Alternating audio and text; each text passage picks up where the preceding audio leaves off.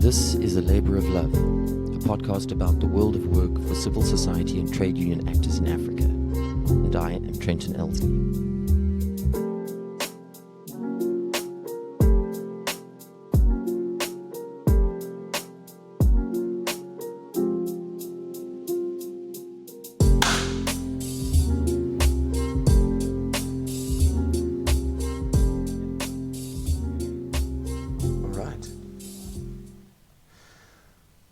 Welcome to A Labour of Love. I'm Trenton Elsley. Today we're talking about the Africa Continental Free Trade Area, an effort to create a single market in Africa. It has a stated vision of African integration, transformation and development. Now, our way into that topic today is to explore a trade union's experience of international trade and trade liberalisation, and that is why I'm here with Etienne Vlok of the South African Clothing and Textile Workers Union. Etienne, welcome. To give people an idea of why I wanted to have a conversation with you, can you give us a quick potted history of your role at SACTWU and your experiences over the years, especially as it relates to international trade? Firstly, thanks, Trenton, for having me today. When I joined the union many years ago, my mandate was quite simple. It was jobs, saving jobs and creating jobs. And seeing that I worked for SACTWU, the Clothing and Textile Union, one of the most important things to really understand and get a grip on was the trade in clothing and textiles. Heavily traded product across the world, and especially in South Africa. And so in order to understand its impact on our members' jobs, we needed to understand all the different kind of aspects of trade. So for instance, we needed to study trade data to see what products are coming into the country, to understand where the trade flows are, which are the heavily traded products, which are the ones that are less heavily traded. We needed to use that trade data, for instance, to spot where there's fraud involved, where import duties are being evaded, and to come up with measures to deal with that fraud and to make proposals to the Revenue Service and to Customs on how to deal with it. We needed to understand trade administration. What are the tools available to shield jobs and industries that may be suffering either from dumping or from a surge in imports?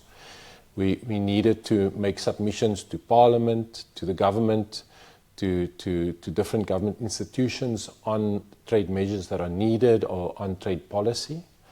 And we needed to participate at NEDLAC and other fora on trade agreements. What are the kind of offensive and defensive interests that we have in those trade agreements?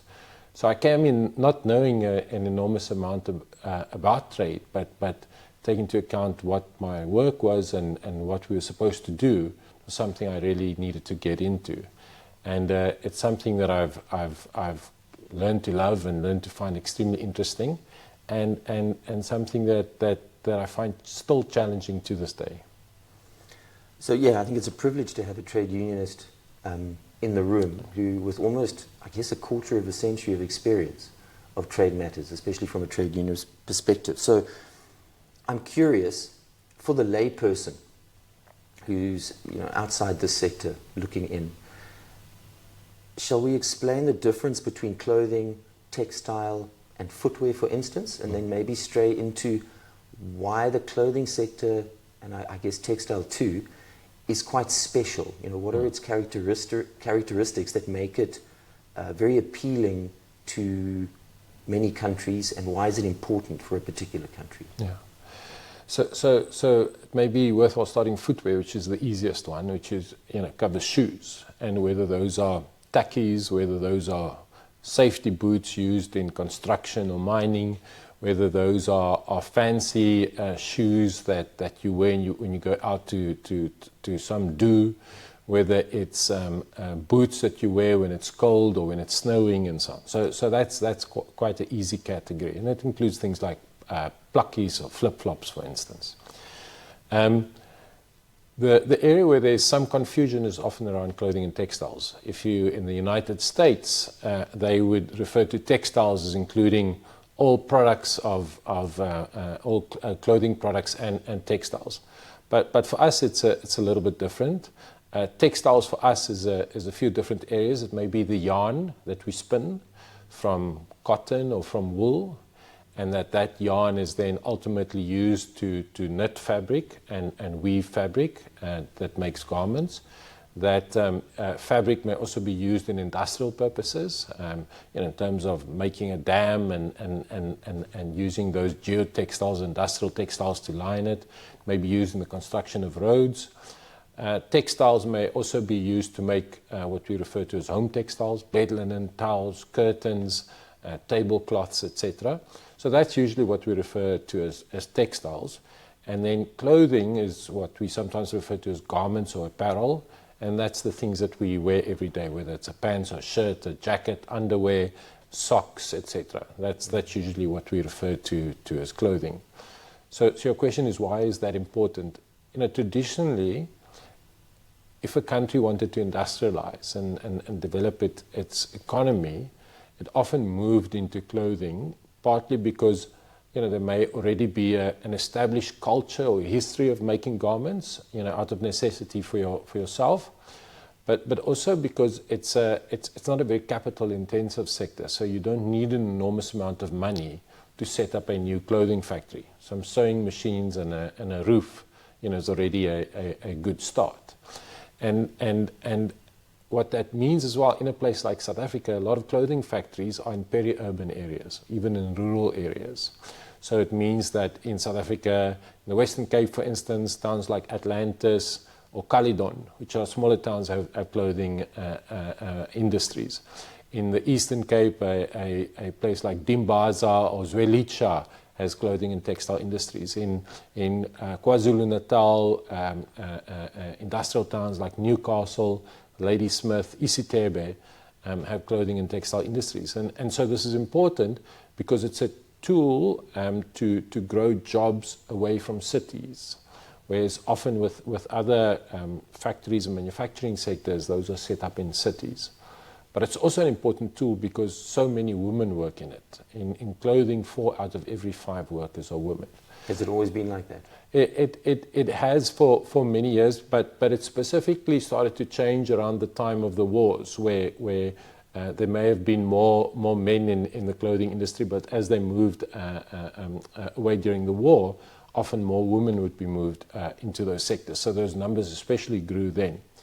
And so it's often seen as well as a tool to empower women, because often in manufacturing, there's not a lot of women as a proportion of the workforce. And in this case, there is.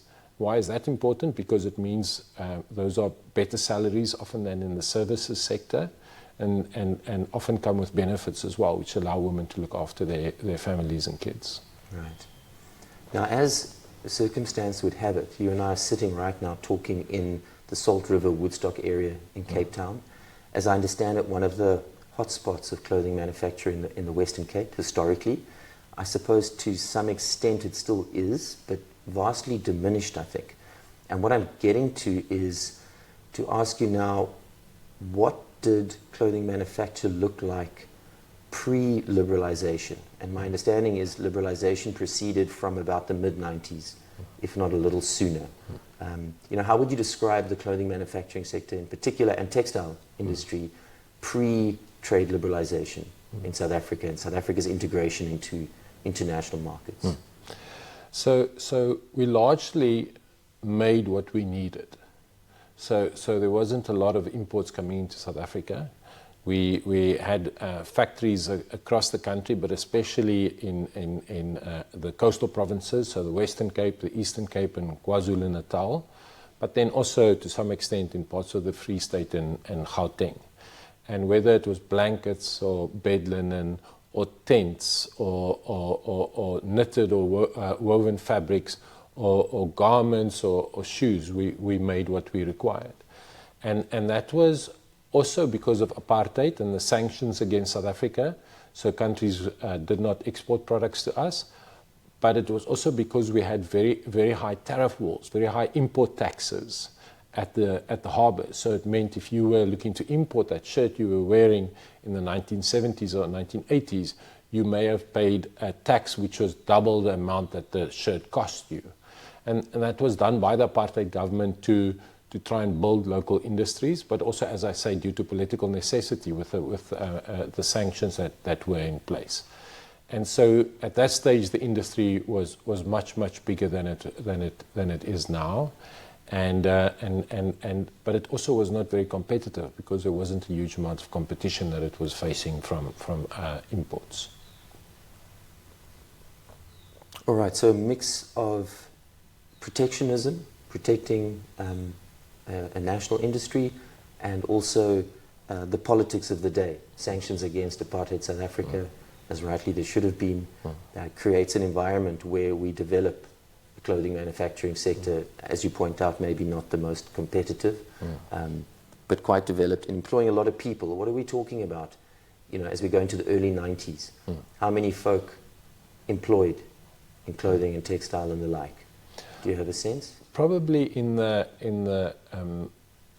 kind of mid-90s, about 95 or 96, close to 300,000 formal sector jobs, clothing, textiles, footwear and leather. So an industry that's probably about 3 to 4 times bigger in the formal sector than what it is now. That's very significant. So tell us then, when does trade liberalization really kick off? Tell us a little bit about the form it takes and the pace at which it is implemented. I mean, a very closed country. We then approach the democratic moment in 94. So tell us how the story of trade liberalization and how it interacts with the industry from about that period. So as South Africa moved towards becoming a democracy, at the global level, the countries of the world come together under what's then called the General Agreement on Tariffs and Trade, GATT, which is the kind of overall trade agreement for the world, come together to set up a new institution and a new round of negotiations. That institution is the World Trade Organization, or the WTO, and the round of negotiations is called the Uruguay round because it took place in the South American country. South Africa is represented by the Nationalist Party, the apartheid government, initially during these negotiations. And it goes to these negotiations, as a bit of a pariah, but also trying to make a point about its importance, and declares itself to be a developed country. And if you're a developed country, what it means is you have to reduce your duties much quicker than what developing countries had to do. So it does this without really considering what the consequences would be for industry. The WTO members accepts the call by the South African government that it's a developed country, and then binds its tariffs. In other words, that you won't be able to increase your tariffs in future, but also sets out a schedule for South Africa to reduce its duties to a very low rate and much quicker than what would have been the case had we been classified as a developing country. So just as we're about to sign onto it, there's some intervention from the ANC and I understand from Nelson Mandela himself with the authorities and I think the US government specifically to say, but we cannot accept this, that our duties would be removed by as much as it would be if we classified as a developed country, and it needs to be amended. So there's some concessions made, which means that South Africa doesn't quite need to go as deep as it would have gone had it been classified as a developed country, but we still don't have the flexibility that would have been there had we been classified as a developing country. So we commit ourselves then to an enormous amount of relaxation of duties. For instance, I mentioned that if you import a shirt in the 80s, you may pay double in tax. So at about 100% import tax, we commit ourselves to come down to about 40%. So a significant reduction, and suddenly it means that it's much easier to import products into South Africa than it had been before.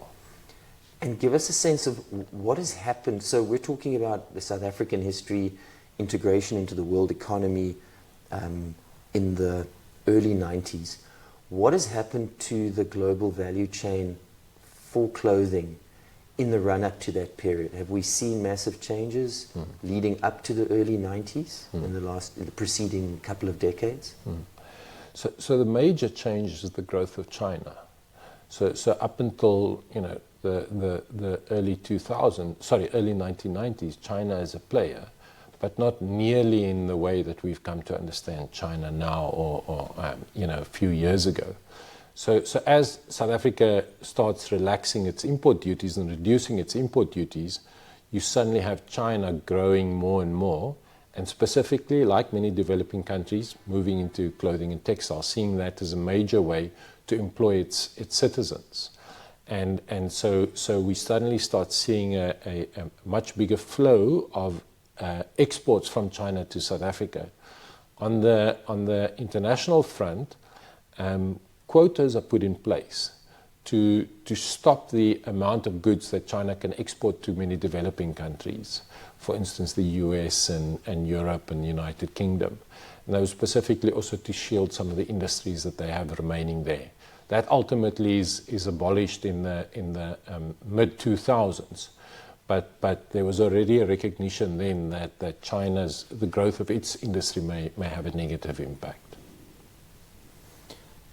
And Etienne, how would you describe the impact of liberalisation on clothing manufacture broadly in South Africa as we now proceed into the late 90s and beyond? With reference to things like employment, maybe industry output, any other measures that give us a sense of what actually happens to this industry as we integrate into a world economy. So you really have a confluence of a whole lot of factors then. You have South Africa becoming part of the global neighborhood. In other words, we're not a pariah anymore, we're a democracy. There's travel to South Africa, there's international trade with other countries.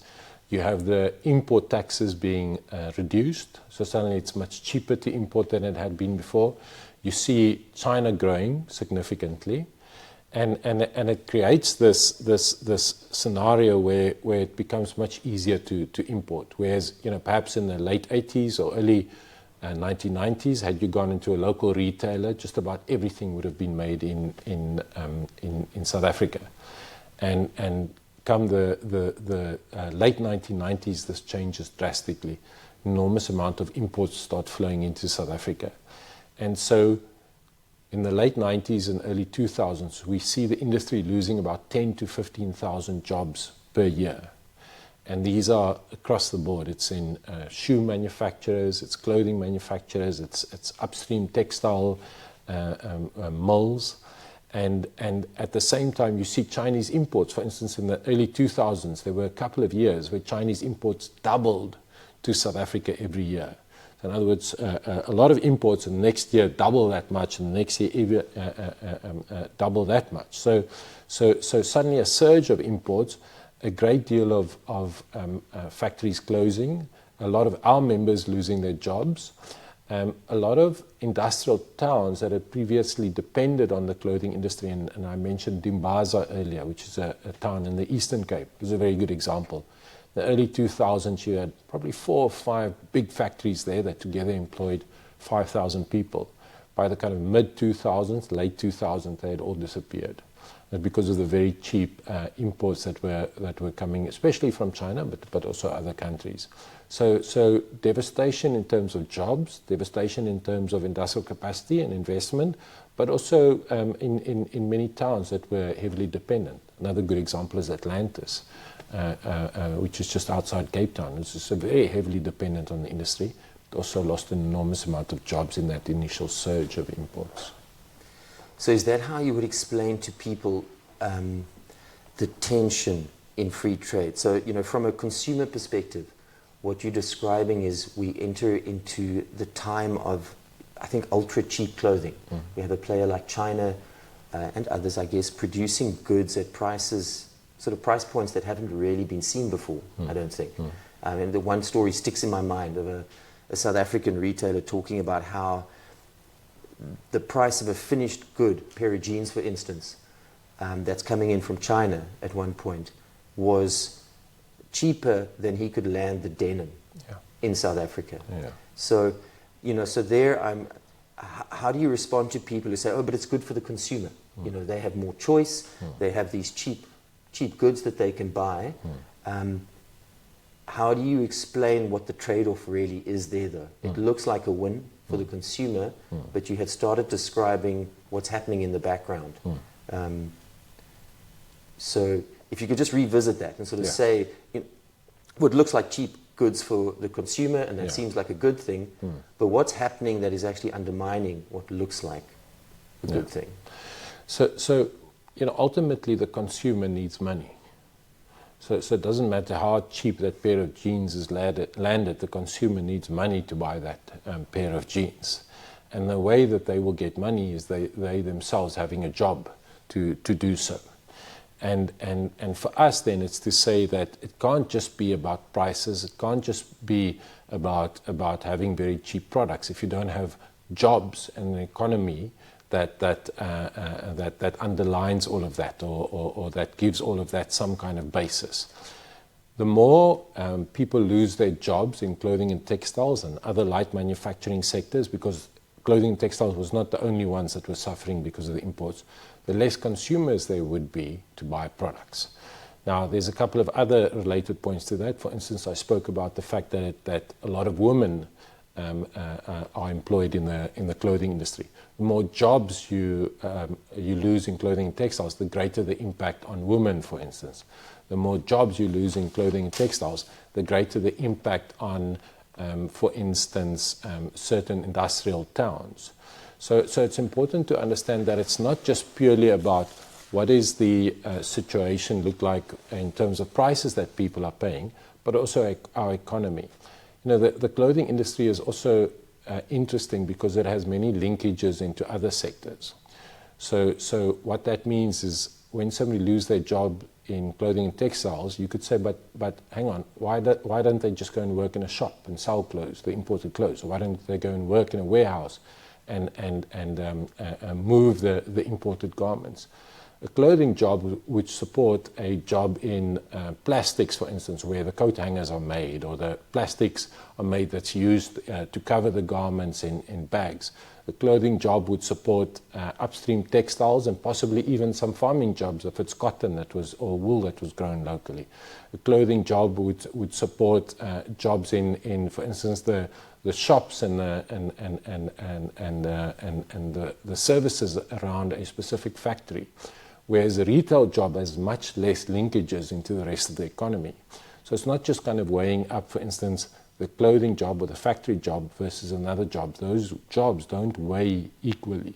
The kind of manufacturing job weighs much more linkages, and allows our economy to be much stronger. Etienne, how do you think about the link between trade and industrial policy?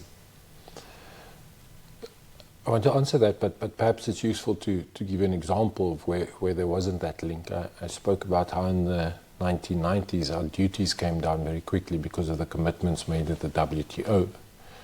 But at the same time in the 1990s and early 2000s, there wasn't strong industrial policy in South Africa, specifically in the clothing and textile sector. So there was no plans for what would happen if we reduce duties and suddenly factories start struggling. So, and that was the major criticism with what happened then, was of course it was bad that duties were going to be reduced. Of course it was bad that it was going to be reduced by so much and as quickly as it was. But there was no plan from the government to say, we recognize that some factories won't cope with this. We recognize some jobs will be lost. And so we need to use our industrial policy tools, whether that's, for instance, to assist companies to buy modern machinery, to bring in a team of young industrial engineers that can help factories make sure that they are as efficient and effective as possible, and that the way that they produce and so on is as good as possible. To bring in a team of trainers and skills development specialists that can train workers for them to cope with this influx of imports. So I give that as an example because there needs to be a very close link between the two. But importantly, trade policy can't lead industrial policy. We believe that we need to decide what we want as a country in terms of our economy and our manufacturing sector, and then make trade decisions based on that. It can't be the other way around. It can't be that we say, we like India as a country, we want to enter into a trade agreement with it, and then we scamper to think about what will the possible impact be on our economy and jobs. It needs to be the other way around. So a very close linkage. But in terms of what leads, it's crucial that industrial policy does. Right. Thinking about the AfCFTA again,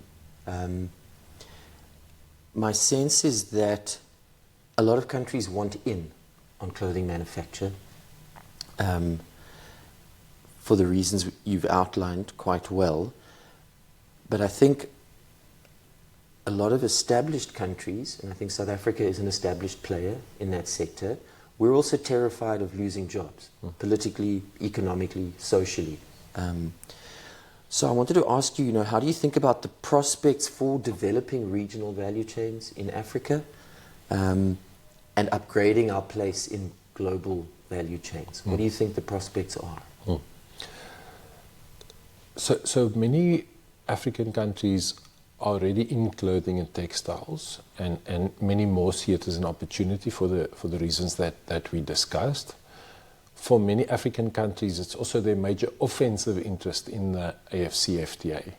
And with offensive interest, I mean an interest or an area where they believe they can export products to other countries, create jobs in their own economies and establish sectors. And whereas many other African countries, because of the level of industrialization, may not have huge chemical factories or huge cement factories or significant autos, and so that's not an offensive interest for them. Many of them have an offensive interest in clothing. So it means that in the negotiations, they've been clamoring to make sure that duties on clothing and in some way textiles as well is reduced as much as possible for them to export their product. What we do have is already, because of the fact that many countries, including neighbors of South Africa, Eswatini, Lesotho, Mauritius, Madagascar, just in terms of SADC, but then also other countries in East Africa, such as Kenya and Ethiopia, in West Africa, such as Ghana and Nigeria, in North Africa, such as Egypt, Morocco, and Tunisia, have significant industries already. And as a result, there are already many regional value chains. We don't do any denim fabric in South Africa, but Lesotho weaves denim fabric. So often our denim fabric comes from Lesotho. We often export some of our knitted fabric to neighboring countries such as Eswatini, who then make up those garments and sell it to South African retailers. So in many cases, there are already regional value chains. And we think it's important to understand that it's not just choosing between regional and national value chains. In other words, it's not that every product will be made in several different countries. In some cases, a product may be made only in South Africa or only in Mauritius. And in other cases, it'll be across sectors. So in our dealings with the African Continental Free Trade area, it's a tongue twister. It's the worst. It's the worst. In our dealings with the AfCFTA, it's often looking at individual products and then trying to figure out, is this a product where we believe we are more competitive, where maybe there are linkages into other sectors, and then perhaps not exposing that product to protection, but taking the products where we believe we are possibly slightly more vulnerable and excluding them from liberalisation. Right. The AfCFTA is unusual in that it is both in force at the moment, but also the subject of negotiations in parallel. So I wanted to ask you, what can you tell us about the state of play in negotiations specifically around clothing manufacture? And here I'm thinking about rules of origin in particular. And perhaps you can just explain to us briefly, what are rules of origin, why is it important, and maybe some insight into where we've gotten to in those negotiations, which effectively are trying to balance the offensive interests of some countries to come into the sector, balance that with the defensive interests of other countries that are already in the sector, and want to protect some of the assets that they have. So those are many questions. I'm going to try and remember them all. Start with rules of origin. So when you enter into a free trade agreement, when you enter into a trade agreement with another country, you agree that on certain products you're able to trade goods duty-free. In other words, without any import taxes being paid. So country A agrees with country B that woven men's shirts, such as what you're wearing, is part of this trade agreement. So you can export your woven men's shirt to us, and you won't have to pay any import taxes or any taxes at the harbour. But it could be that we put a condition to say that you can only export that shirt if it's made from fabric that you've woven or knitted in your country.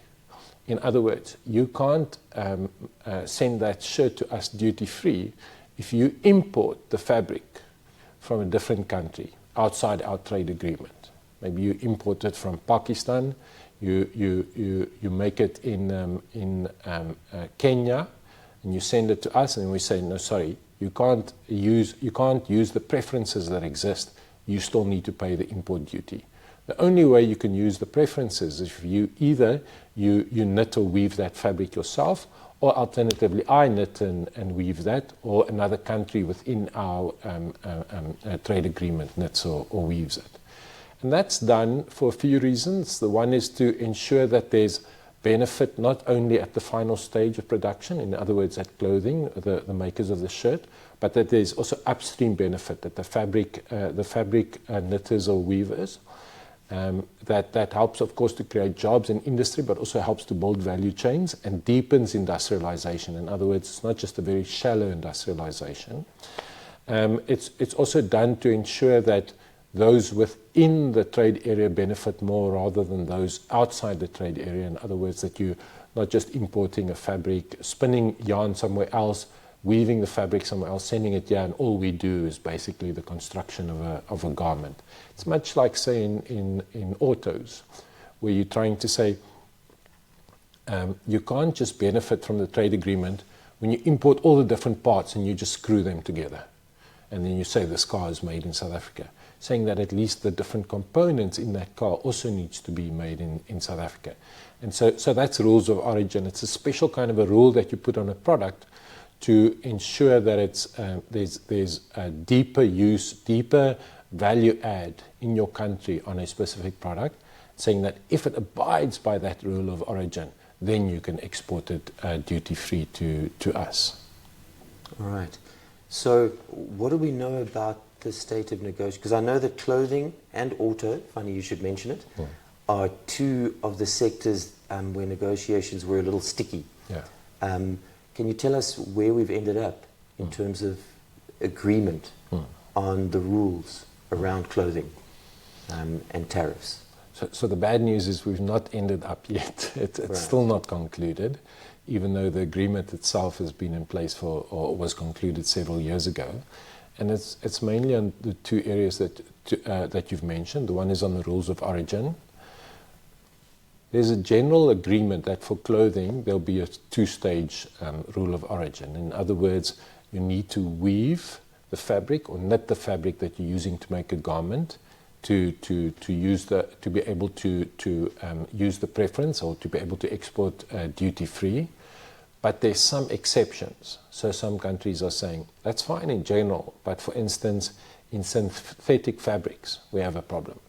We can weave and knit a lot of cotton fabrics on the continent, but we don't have a lot of facility to weave or knit synthetic fabric. So we want to be able to import synthetic fabric from Bangladesh, from Pakistan, from China, and then make that garment locally and export that duty-free. So those exceptions are being discussed. There's some agreement reached, but there's still some work to be done there. And then the second area is on which products are shielded. So this agreement is different from many free trade agreements in that certain products can be shielded from trade liberalisation. We're still discussing which products exactly can be shielded and which needs to be liberalised. Right, and my understanding is it's 10% of all the product lines. 7%, I think, are sensitive goods with partial protection, and then 3% completely excluded. So there are no preferential tariffs on the excluded goods. In your opinion, is for a country like South Africa, but maybe think of some other players, think of one of our maybe less developed neighbours, do you feel like that 10%, that 7 and 3, is enough to underpin a coherent industrial policy or not? Of course, the tension is that if you exclude too much from the free trade agreement, it's not really a free trade agreement, is it? Absolutely. I think you've captured the kind of debates on both sides. We think this is an area where trade policy led industrial policy instead of the other way around. And instead of us figuring out beforehand exactly how much we'd possibly need to exclude and to go and argue for that percentage, instead it seems to us that I won't say arbitrary percentage, but a percentage was chosen without consideration for the industrial impact. So we, as we're speaking, we're working on those exclusions. We think it should have been bigger, possibly up to 15%. That should have been excluded, which would still mean that 85% of goods would be traded duty-free. But we can't unscramble that egg now. It's been broken, it's been scrambled. So now we're trying to fit those lines in, and it often means then trying to make a decision between, for instance, are you going to exclude tracksuits, or are you going to exclude sleepwear? Are you going to exclude baby wear, or are you going to exclude swimwear? And that then, instead of just making an ideological or a political decision, trying to figure out where are the jobs in South Africa. Now, many of our neighbours and many other African countries don't have a significant local market. In other words, not a lot of retailers and shops selling goods in the way that we have in South Africa. So they may not have the kind of problems we have in terms of shielding goods. For them, it's offensive interest, so they want to send goods to us rather than trying to protect their own local market. Talk to me about the problem of second-hand clothes. My understanding is that there's a brisk trade that involves, I think it's fair to call it the dumping of second-hand clothes in Africa in particular. What does this mean for clothing manufacture as an industry on the continent, and how is it being dealt with in the AfCFTA? So last question first. In terms of how it's dealt with in the AfCFTA, the agreement was reached in the AfCFTA that there's no preferential access for second-hand goods. If second-hand goods are imported, it can't be under the AfCFTA. It needs to pay full duties, whichever duties are levied by those countries. That for us is positive because it's a kind of a principled stance being taken in by the continent to say we're not into this agreement is not about just trading, but it's about manufacturing. We want to manufacture new clothes. There are many horror stories across the continent about the impact of second-hand goods, and especially second-hand garments. Many countries have put in place measures to stop second-hand goods from coming in, but it's not very effective. And so we see second-hand goods flooding countries from South Africa to Kenya to Nigeria, across the continent, and destroying local jobs, because it means that these are often not really worn garments, as in slightly used garments coming from rich countries, being dumped here, sold here, and so it means people go and buy those garments instead of buying garments made on the continent or in their country. The very sad and ridiculous story is a couple of years ago, the East African countries, what's called COMESA, the kind of group of countries in East Africa, decided that they were going to ban the imports of second-hand goods. Once again, as a kind of industrial policy decision to grow their own markets. And so it was challenged, Trenton, by the exporters of second-hand clothing in the United States. So those exporters said that we went to complain to their own government to say that this country is stopping us from exporting second-hand clothing to us and putting in place unfair trade restrictions. As a result of the pressure, many of those countries then dropped their intention to do so, not all of them. But for us, it's a terrible story, because it shows how those countries are more interested in just sending their garments here, instead of recognizing that perhaps it's necessary for our continent's development and industrialization, that second-hand goods are not sent here, that we are able to put in place bans in order to grow jobs in industry. I know very little about the structure of the second-hand clothing market, but an obvious question is, would the price structure of the flow of second-hand clothes, excluding it from the preferences that exist under the AfCFTA, would that be sufficient protection, or are the price points so low that even with tariffs on it, it's still competitive? Yeah, no, you're right. We don't think that excluding second-hand goods from the AfCFTA is the solution. It just means that at least it doesn't receive any preference under the agreement. But we believe other measures need to be put in place to deal with second-hand goods, including banning the imports where possible. Looking a little bit now to the future, Etienne, how would you describe the big challenges to the development of clothing manufacture in Africa? In Africa, I mean South Africa and other countries. What do you see as the main challenges to growing and developing and deepening value chains? So a few things. The one is investment. As I said, it's quite easy to set up a clothing factory and not very expensive to do so.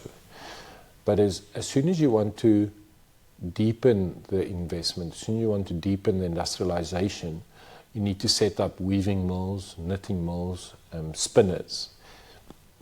And in those cases, you need quite a bit of money, because those are more capital intensive.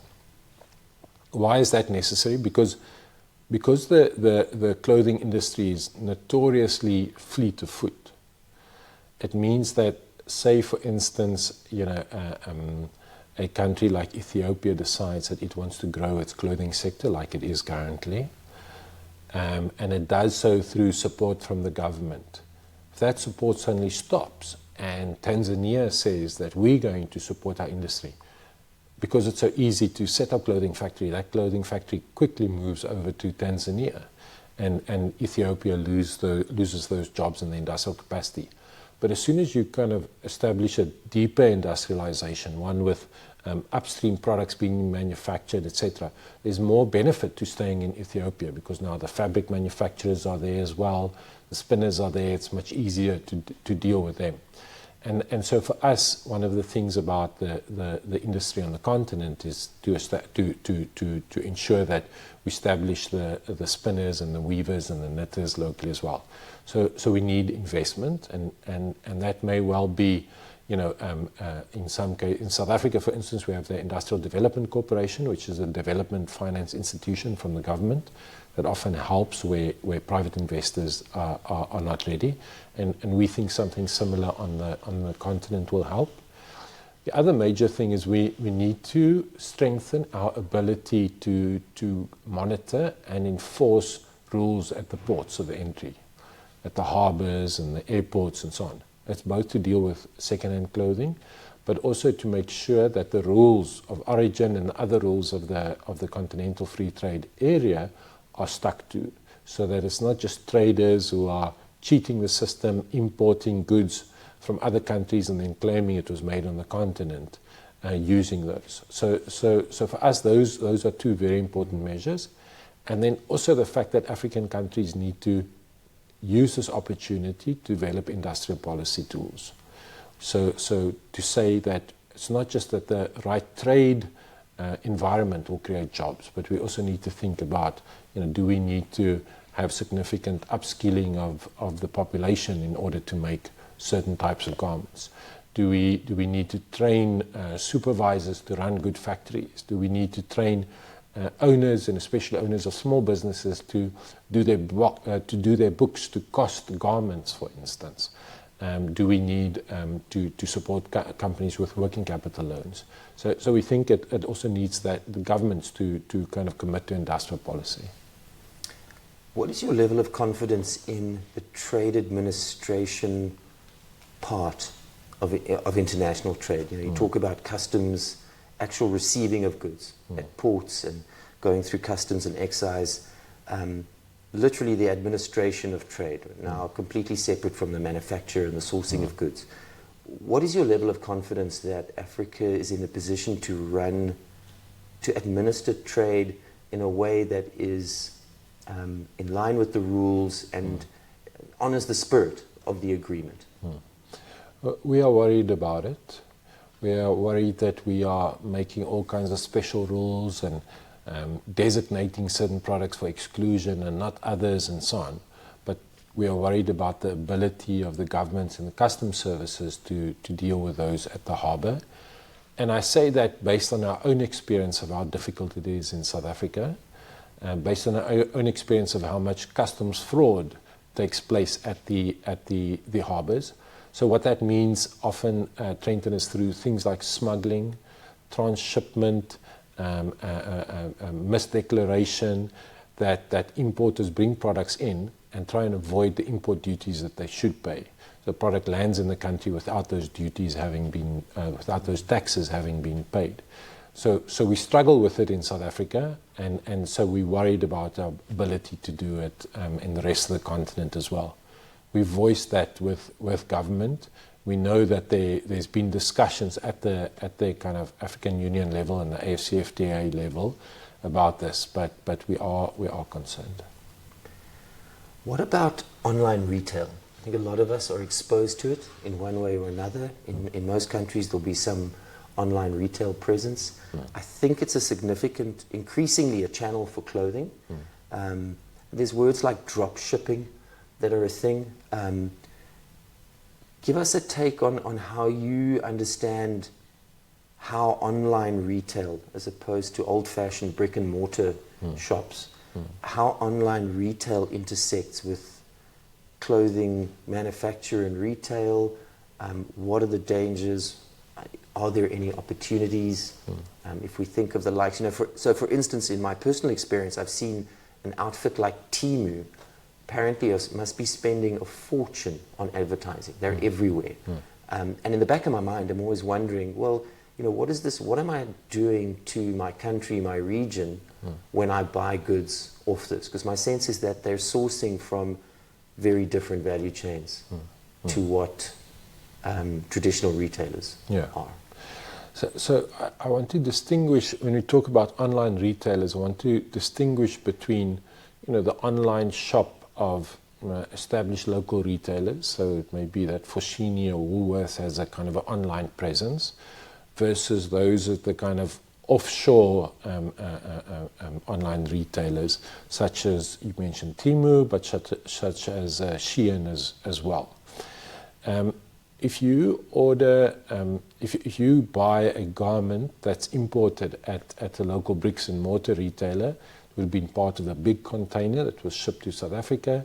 It arrives at the harbour. The company declares how many garments there are, what the value is. Customs works out the tax, and then that company pays the tax. With it, and it's quite a similar model when you buy online with those bricks and mortar retailers. It's just that you don't go into a shop, but otherwise it's largely the same model. Big container brings the products here. But a place like Shein and Temu runs a different model, doesn't really have a presence in South Africa. There's a couple of partners here, perhaps a partner here, which is a warehouse. But otherwise, it doesn't have a presence in South Africa. So it's got its manufacturing facilities elsewhere, its head office is elsewhere, its warehouses elsewhere. And it then ships individual products or individual packages to South Africa. So different from the South African retailers who would import, who bring the traditional bricks and mortar retailer who bring the big containers to South Africa, they just send a small package to South Africa. And they can do so because they have a very sophisticated and large logistics model. So it means they package it and send it specifically to your home with your product in there. We're very concerned about this second model, this kind of offshore online retailers, because we think that there's a return to a kind of a 1990s, 2000s model of retailing. You know, following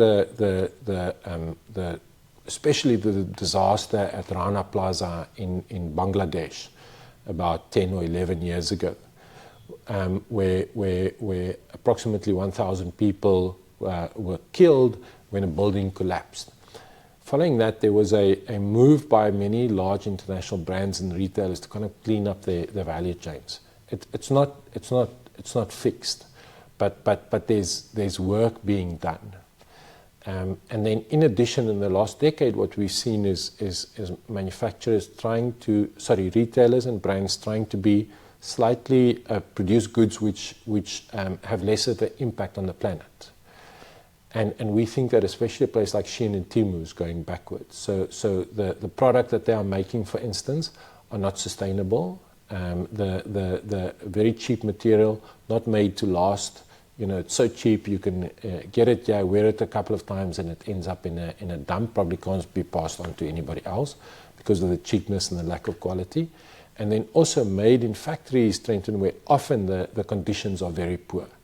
So while increasingly those big brands and retailers at least are trying to move to better factories, it seems that in this value chain, the value chain of these two companies especially, it's just total disregard for it. And for instance, Channel 4 in the UK, which is a British television channel, did a big expose on this. So we are concerned because it means that when people buy from these companies, not just are they not buying product that was made locally, but they're also buying product which again has a very negative impact on the environment and which supports very bad labor practices in the factories where it's bought from. Sometimes feels like a feature of modern commerce, this upgraded consumer experience. You know, you order exactly what you want, it's delivered to your door, but then behind it this downgraded manufacturing experience, the quality of the job, the conditions under which, the materials that are used, and all of that is downgrading at the same time as this consumer experience is an incredible one for the most part. Absolutely. Not limited to clothing. Etienne, to finish off, thinking about Africa, a free trade area, thinking about how uneven the economic landscape is. You know, we have a handful of relatively developed countries. We also have something like 34 of the world's least developed economies in Africa. So it's very uneven terrain. People come into trade from very different places with very different industrial capabilities. I wanted to ask how you think about the role of bigger economies like South Africa, and Nigeria and Egypt, and Kenya. There's a number of bigger players. How do you think about their role in the AfCFTA? Do they have some special role to play? How do they take this agreement beyond just a simple zero-sum game where you give as little as possible, you take as much as you can, and that's how you roll? Do you think these bigger economies have a special role to play? Do you think they can fulfill that role? I absolutely believe they have a responsibility to ensure that this agreement does not only benefit them but the continent more broadly. And it's not a responsibility just to others, but also to themselves, because the more the continent in general grows and their neighbours grow, the better it would be for them. The more it means that perhaps in future that economy, that country buys products that they make because there's more development taking place. It means in future perhaps they buy raw materials that they make. So I think it's crucial, and I think one of the important building blocks that have been put in place is the fact that this is not a traditional free trade agreement. Often with free trade agreements, there'd be an agreement that all products would be liberalized, or just a very small percentage would be shielded. And so you mentioned earlier that about 10% of products, companies can either liberalize or that the taxes, the import duties can be reduced over a longer period of time, or that they can shield them from liberalization. And we think it's especially important, say for instance, if South Africa has a strong food processing sector and often sends food to many other countries, it may be that another African country decides that it wants to grow its food processing sector. So what it will do in that case is place its food processing sector in the shielded categories, and in that way import duties won't come down as quickly as possible. So we like that because that recognizes that countries want to grow industries, want to grow jobs, and based on whatever the priorities are of that country, they can then stick them in the kind of sensitive categories. So that's an important building block. And then we think the need to consider regional value chains, and here perhaps the kind of institutions that run the trade especially need to think about that, including, for instance, the AfCFTA Secretariat or the African Union. We think it's important to include workers in these discussions. Often, Trent, when we talk about issues of trade, workers are excluded. It's felt that this is a prerogative of governments and perhaps the manufacturers who engage in trade themselves. It's even worse on the continent, where discussions on trade will not include workers at all. So if workers are able to bring their voice, be it from South Africa and the other countries as well, they're able, I think, to find common ground based on the principles that we as trade unions believe are important, to figure out what is it that we can do that there's not a zero-sum game, but ultimately benefit for workers on both sides. Is there any advice you would give a trade union in Africa that wanted to be more of a voice on trade, nationally and internationally, given that it's the more you learn, the more you realize how complicated and technical it can be. Is there any advice you would give to African trade unions who want to have more to say in that space, and how to move into that space? A couple of things. I think the first one is to understand your industry. Are you an industry, are your members employed in industry that makes knitted garments, that makes woven garments? Are your members employed in making jackets, or are they employed in making T-shirts? And so the better one understands that, the more one can figure out what needs to be done. In other words, what are the kind of different tools that's needed. And then the second one is to push for occupying space. It's easy for us to say in a country where there are strong labor laws, where there's already facility for us to participate in social dialogue. But what we have found is there's not even a push often from the trade unions to say, but we have a view on this, we want to participate. And then ultimately it boils down to organizing. The more members I have, the easier it is for me to insist on having a place at the table, and to insist on at least providing a view on whether a trade agreement works, whether trade in general is beneficial to our members. Etienne, that's all we have time for today. I want to thank you very much for your quite profound insights into your sector in particular in South Africa and Africa. Thanks for coming on the show. And thank you to everyone out there for listening to another episode of a labour of love. This is A Labour of Love, a podcast about the world of work for civil society and trade union actors in Africa. And I am Trenton Elsley.